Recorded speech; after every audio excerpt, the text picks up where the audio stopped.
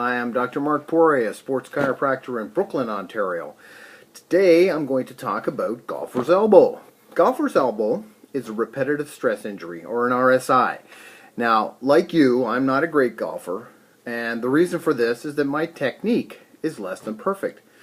Poor technique is the cause of 80% of all RSIs, whether it's golf or some other sport.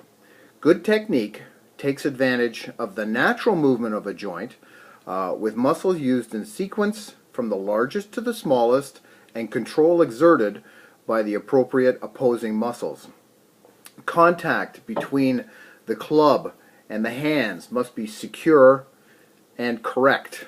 If parts of this are missing on a repeated basis, the result is obviously injury. So, what is golfer's elbow? Well, let's take a look at the elbow joint.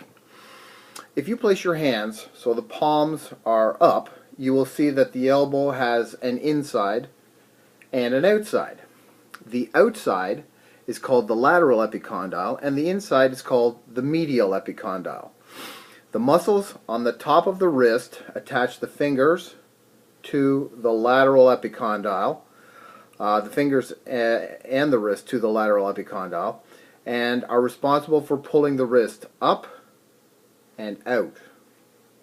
The muscles on the bottom of the wrist attach the fingers of the hand to the medial epicondyle, and they pull the wrist down and in. An RSI involving the top of the wrist, or the extensor muscles, and the outside of the elbow results in lateral epicondylitis, or tennis elbow. An RSI involving the bottom of the wrist, or the flexor muscles, and the inner elbow is called medial epicondylitis, or golfer's elbow. This is essentially a tendinitis, and you will recognize it by a tenderness on the bony prominence. You may feel a weakness when you pick something up with the palm down. There may be a weakness and a pain when you resist wrist flexion or internal rotation. In some cases, you may actually feel heat coming from the elbow area with a bare hand. Golfer's elbow can originate from repeatedly breaking the wrist on your stroke, or from striking hard ground when you contact the ball. Both of these actions cause trauma to the tendinous attachment. The treatment should consist of both short-term and long-term actions. In the short term, NSAIDs, or non-steroidal anti-inflammatories, or powerful natural anti-inflammatories like curcumin can be used. A daily application of an ice cup for 10 or 15 minutes.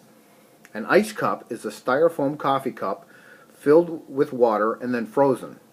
A strip is torn off around the top of the cup so that it looks like an ice cream cone, and then the ice is massaged to the affected area for that 10 or 15 minutes. Other treatments may include ultrasound, cold laser, or interferential current.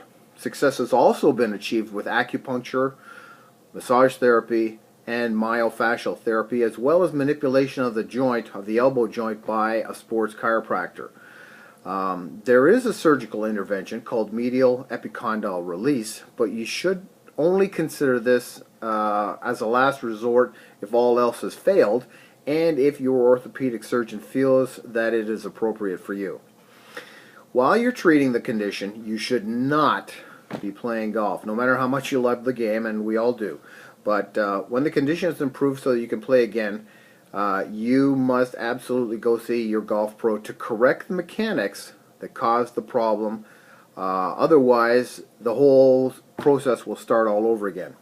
You should also consider the application of kinesio tapes like Spider Tech or Kinesio or Rock Tape, which will assist the muscles to fire properly in the correct sequence and will help to protect the attachment points.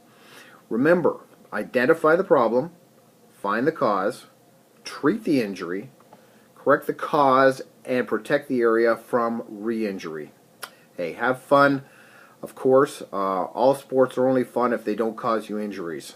I'm Dr. Mark Poray, a sports chiropractor in Whitby, and if you'd like to find out more about my office or other sports that I've talked about, sports injuries, please go to my website at www.drporay.com. I'll see you the next time.